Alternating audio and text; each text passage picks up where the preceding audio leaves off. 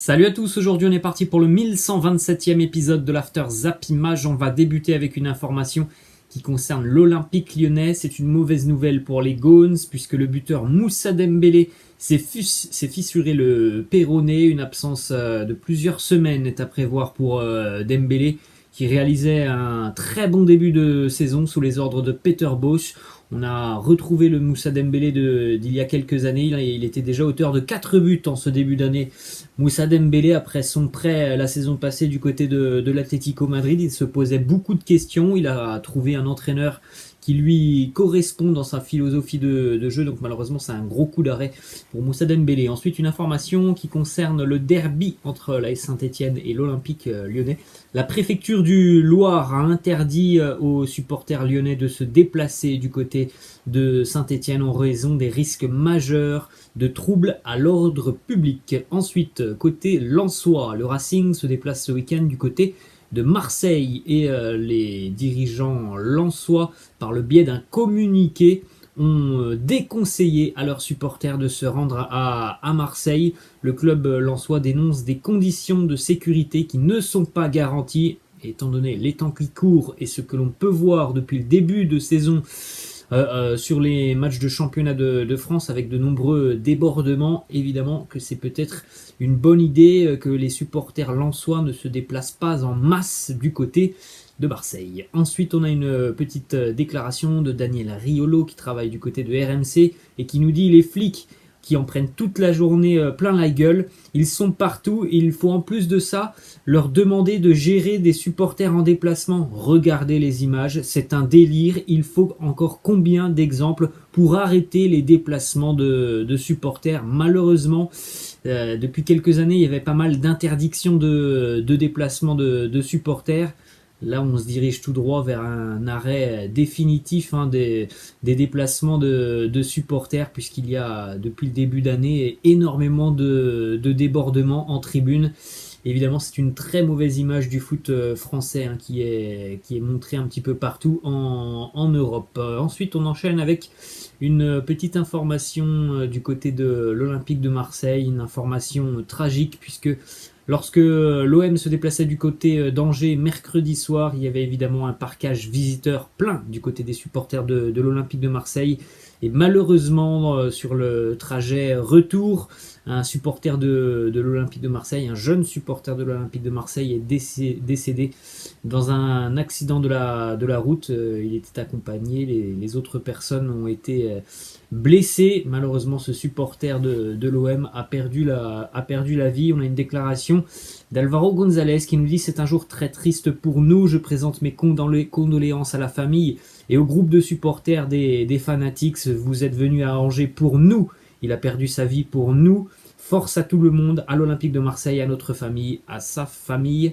On a tous évidemment une petite pensée pour ce supporter de l'Olympique de Marseille et sa famille. Ensuite, on a une petite statistique sur Valère Germain qui a inscrit 3 buts sur ses 3 derniers matchs de Ligue 1, donc avec son nouveau club de Montpellier. C'est une statistique intéressante puisque sur ses 43 précédents matchs avec l'Olympique de Marseille, il était arrivé à ce total de 3 buts, comme quoi le fait de changer d'air a fait déjà beaucoup de bien à Valère Germain. Ensuite, on enchaîne les amis avec une information mercato qui concerne Mbaye Niang, le joueur du Stade Rennais. L'accord est conclu entre Rennes et Bordeaux, un contrat de 2 ans qui attend Mbaye Niang du côté de Bordeaux. Donc les Girondins ont finalement trouvé l'attaquant tant attendu depuis quelques semaines, voire quelques mois maintenant. Après, reste à savoir dans quelles conditions physiques se trouve Mbaye Niang maintenant, qui n'a pas joué depuis un certain temps. On enchaîne avec une information qui concerne Nabil Bentaleb, l'Algérien de Schalke, qui s'entraîne actuellement du côté d'Angers, et on serait tout proche d'ailleurs d'un accord entre le SCO Angers et Nabil Bentaleb. Nabil Bentaleb évoluait déjà depuis quelques années du côté de Schalke. Bon, c'est vrai que sur la saison passée, il n'a quasiment pas joué avec Schalke. Il a envie de retrouver des sensations, et ça pourrait donc se faire très rapidement du côté du SCO Angers. Ça fait déjà quelques jours qu'il s'entraîne avec le SCO Angers. Ensuite, on enchaîne les amis du côté de l'Espagne. Résultat pour le FC Barcelone qui se déplaçait hier Du côté de l'Andalousie pour affronter Cadix, une nouvelle fois le Barça a été décevant, une nouvelle fois le Barça n'a quasiment pas eu d'occasion dans cette rencontre. Cadix a eu pas mal de situations aussi assez chaudes sur la défense catalane. Le Barça a d'ailleurs terminé cette rencontre à 10 contre 11, expulsion de Frenkie de Jong. Une nouvelle fois, les Catalans ratent une opportunité de recoller un petit peu au groupe de tête en Liga. Les derniers résultats du club catalan sont assez décevants. La défaite face au Bayern, le nul face à Grenade, le nul face à Cadix. Une déclaration de Ronald Koeman qui nous dit: nous avons eu la possession mais nous avons eu du mal à nous créer des occasions. La dernière action de Memphis aurait peut-être pu nous permettre de l'emporter. Nous avons eu plus d'espace en seconde mi-temps alors que l'on jouait à 10. Ensuite, on a une petite information aussi qui concerne une arrivée du côté de Barcelone. Le club catalan vient de s'offrir Emre Demir qui arrive en provenance de la Turquie et du club de Kayserispor.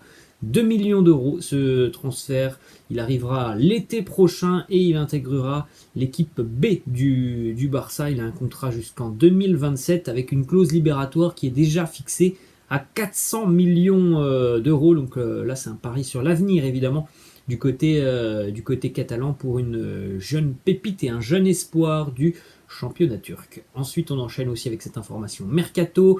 Le Barça souhaiterait recruter Paul Pogba librement l'été prochain. Alors évidemment, on sait que ça sera compliqué pour les Catalans d'attirer des joueurs qui sont encore liés à un club. Donc l'opportunité, ça peut être des opportunités comme celle de Paul Pogba qui sera libre de tout contrat la saison passée s'il n'y a pas de prolongation de contrat avec Manchester United après. Reste à savoir aussi si le projet catalan, cette reconstruction du projet catalan peut intéresser Paul Pogba. Ensuite, direction le Real Madrid avec une statistique assez incroyable, on en avait parlé hier. Karim Benzema a marqué autant de buts cette saison que tout l'effectif du FC Barcelone depuis le début de saison, déjà 8 buts pour Kabe Nueve en 6 matchs, 7 passes décisives, meilleur buteur, meilleur passeur. Il est décisif toutes les 35 minutes, Karim Benzema.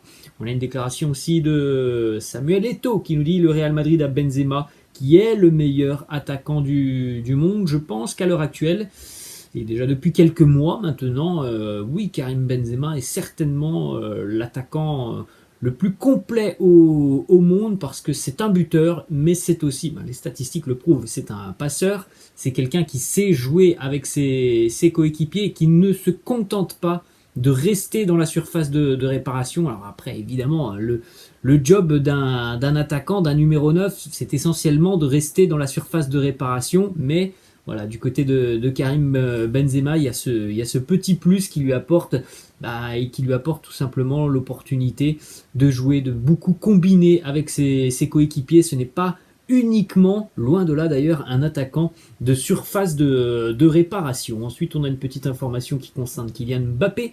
Dans 100 jours, exactement 100 jours, Kylian Mbappé sera libre de s'engager où bon lui semble. Et évidemment, dans 100 jours, il pourra peut-être s'engager gratuitement du côté du Real Madrid, en tout cas gratuitement en ce qui concerne l'indemnité de transfert, puisqu'il n'y en aura pas, puisqu'il sera libre de tout contrat. On enchaîne du côté de Munich avec une déclaration de Dayot Upamecano qui nous dit: le Bayern reste le Bayern, c'est un gros club qui veut gagner tout chaque saison, il a déjà écrit une grande histoire, mais on en veut encore plus, on peut continuer à gagner, rien n'est impossible, évidemment, sur le début de saison, sur ce que l'on voit, le Bayern fait évidemment partie des grands favoris pour aller chercher la Champions League. Il y a un effectif de qualité, il y a des changements tactiques avec l'arrivée de Julian Nagelsmann et pour le moment c'est quand même plutôt séduisant ce que l'on voit du Bayern Munich. Ensuite, une information aussi très positive, on en avait parlé il y a une dizaine de jours, Kingsley Coman avait été opéré pour un problème cardiaque. Et bien un petit peu plus d'une semaine après donc cette opération, Kingsley Coman était d'ores et déjà de retour à l'entraînement hier du côté du centre d'entraînement bavarois. On enchaîne du côté de l'Angleterre, une petite image de César Azpilicueta, le défenseur espagnol des Blues de Chelsea qui pose avec le trophée de la Super Coupe d'Europe et aussi le trophée de la Ligue des Champions. Ensuite, information qui concerne Trent Alexander-Arnold, puisque Jürgen Klopp a annoncé le retour de Trent Alexander-Arnold ce week-end face à Brentford. En revanche, en ce qui concerne Roberto Firmino et Naby Keïta, pour le moment, on ne prendra pas de risque du côté des Reds. Les deux joueurs devraient donc être absents ce week-end. Direction l'Italie maintenant, quelques résultats hier avec la victoire de la Roma de José Mourinho qui reprend sa marche en avant après la première défaite le week-end dernier face à Vérone. La Roma s'impose 1-0 hier face à l'Udinese avec un nouveau but pour Tammy Abraham, un but un petit peu particulier, un petit peu spécial de ce but de Tammy Abraham pour ceux qui ne l'ont pas vu. Il a marqué en étant en arrière. Voilà, c'était un petit peu particulier. J'aurais du mal à vous le décrire. Vous pouvez le retrouver sur YouTube avec notamment le résumé du match. Un but un peu spécial de Tammy Abraham, mais bon, c'était pas un but très compliqué à marquer. Ensuite, quelques statistiques justement sur Tammy Abraham. 5 matchs avec la Roma depuis le début de saison en Serie A, 5 matchs, 2 buts et 2 passes décisives, visiblement une adaptation plus que réussie pour lui sous les ordres de José Mourinho. Autre résultat, la victoire du leader de la Serie A, le Napoli, qui s'est imposé une nouvelle fois très largement à l'extérieur du côté de Gênes face à la Sampdoria, 4-0 pour les Napolitains, doublé de Victor Osimhen, un but pour Fabien Ruiz, un but pour Piotr Zielinski. On rappelle quand même qu'il y a 4 jours, 5 jours maintenant, c'était lundi, le Napoli s'imposait aussi 4-0 du côté d'Udine. Donc la semaine a été exceptionnelle pour les Napolitains avec 2 victoires à l'extérieur sur le score de 4-0. Très bon début de saison aussi pour le buteur nigérian Victor Osimhen, l'ancien goléador lillois. On est déjà à 5 buts sur ces 3 derniers matchs, toutes compétitions confondues. Il avait mis un tout petit peu de temps à s'adapter au style napolitain la saison passée. Et puis sur la deuxième partie de saison, il est monté en puissance et visiblement il est en train de redémarrer sur les mêmes bases. Victor Osimhen, on continue les amis avec une information qui concerne Olivier Giroud qui a repris l'entraînement collectif. Il devrait faire partie du groupe milanais ce week-end.